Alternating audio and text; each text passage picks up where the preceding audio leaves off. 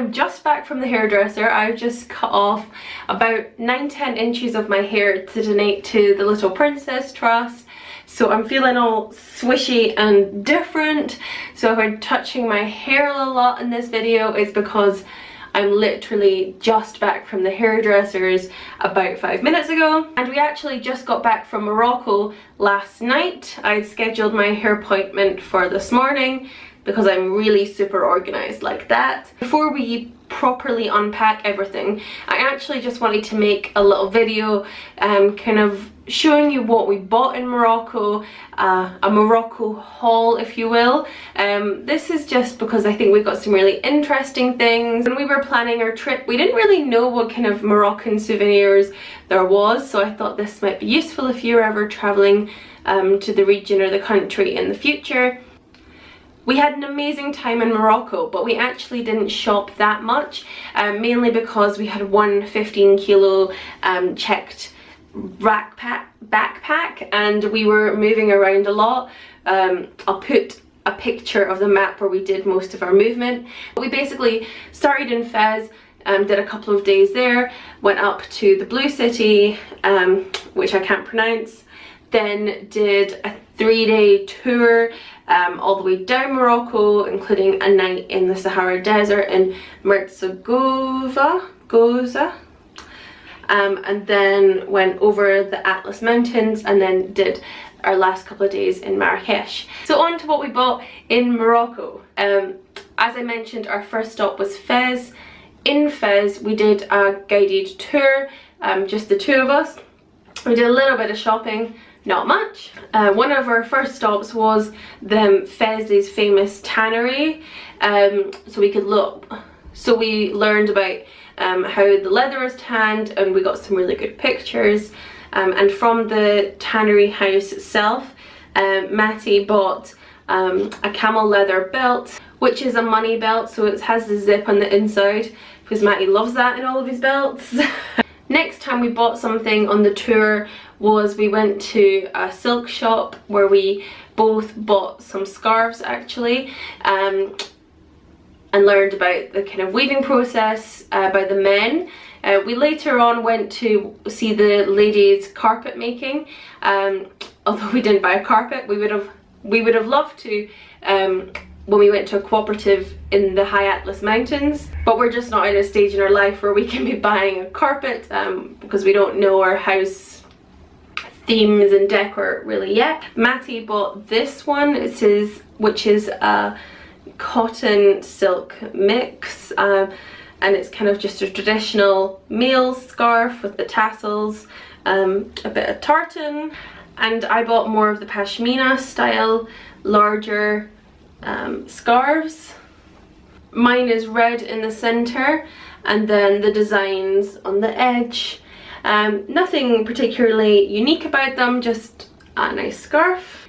Also in Fez we visited an argan oil kind of big, almost like a pharmacy, but it just was contained with argan oil products. So I bought this little spray, which is also scented with orange blossom, just because I know I'm going to use that.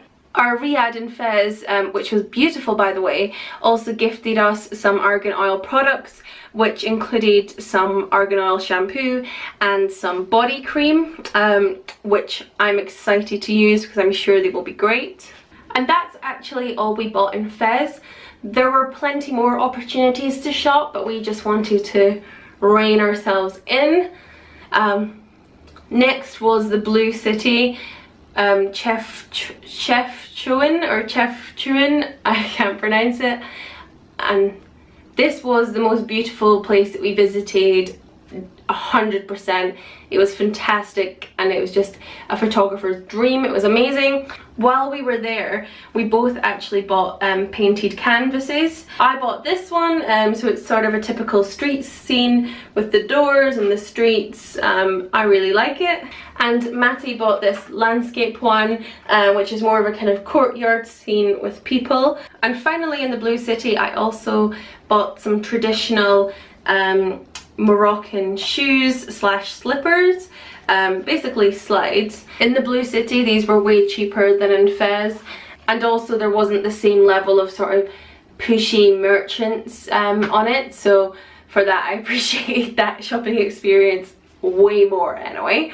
After the Blue City we went on our tour, and part of our tour ended up us going camel trekking in the Sahara Desert, and then a night in the desert in a Berber camp, which was an amazing experience. Although I'm not the biggest fan of camels, it wasn't very comfortable for me. And as part of that, our tour, which was Fez Morocco Tours, great company, actually gave us both Berber style scarves, which are just simple scarves with the one solid colour in the middle, and then they're dip dyed. So I got a white one with the dark grey, which actually matches my shoes, although accidentally. And Matty got a bright blue with a dark blue dip dye on it as well. The one stop we did before getting on the camels, I actually bought this little geode carving of a camel from a local Berber stand, which we stopped to admire the viewpoints on the road. Then the next night in the tour we stayed in a city called Ouarzazate, I think that's how you pronounce it, and then our exploring day after that included going to a Casbah, which is the sort of traditional city with the walls and very beautiful. And we bought two things in the Casbah. I bought a very cheesy t-shirt, which I love. Both my brother and I love a good cheesy slogan t-shirt or obnoxiously printed t-shirt, so I got this one, which I like. I just think it's good fun, and I think it's from quite an unusual place. You know, it's not got Fez or Morocco or Marrakech on it, it's got Ouarzazate, and I think that's quite funny. We also actually bought a nice gift from the Casbah, and this was a traditional Berber piece of artwork.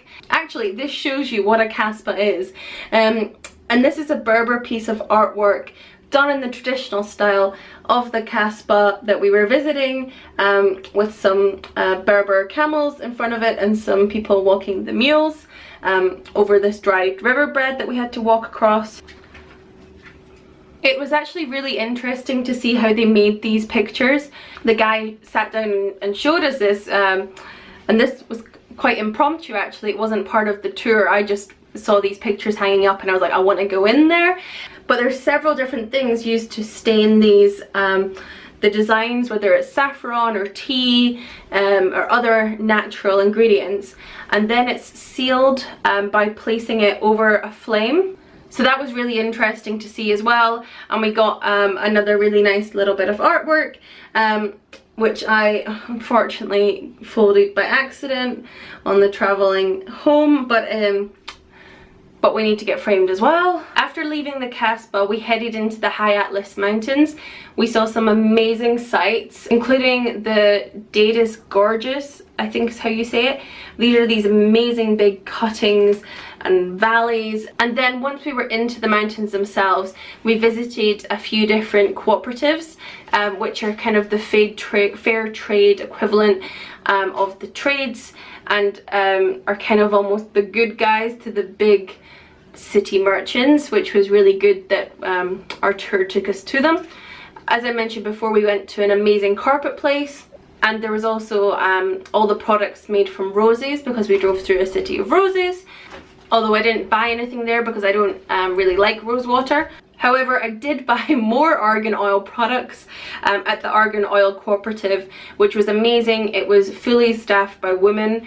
There would be maybe 10 to 12 women inside it, taking the argan nuts all the way through the process, and also then making the products and then selling the products and giving tours to visitors like ourselves.